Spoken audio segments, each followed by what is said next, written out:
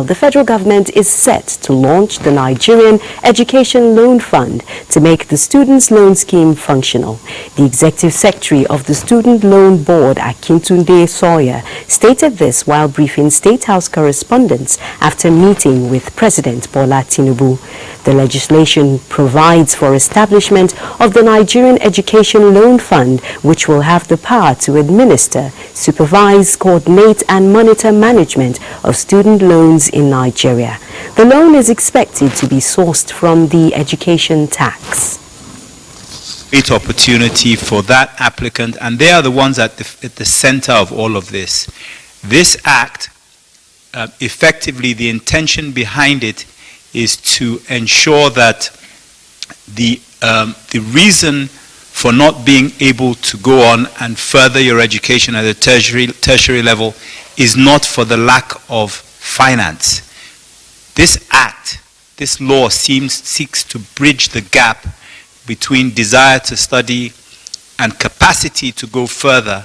It seeks to bridge that gap if the gap is one that is created by lack of finance, lack of funding.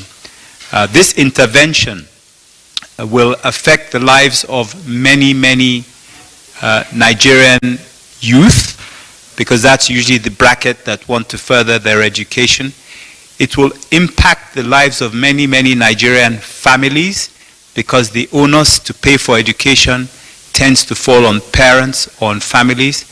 Well, this act is going to enable us to intervene and support families, particularly those at the needy end. Is a way of being accountable to the taxpayer, because the essence of education tax is to consolidate and restore education integrity and quality in Nigeria.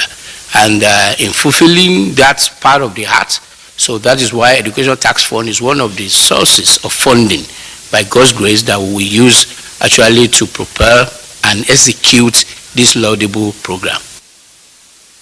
Is required to make an impact on Nigerians who are willing to study but cannot afford it, based on provisions of the legislation.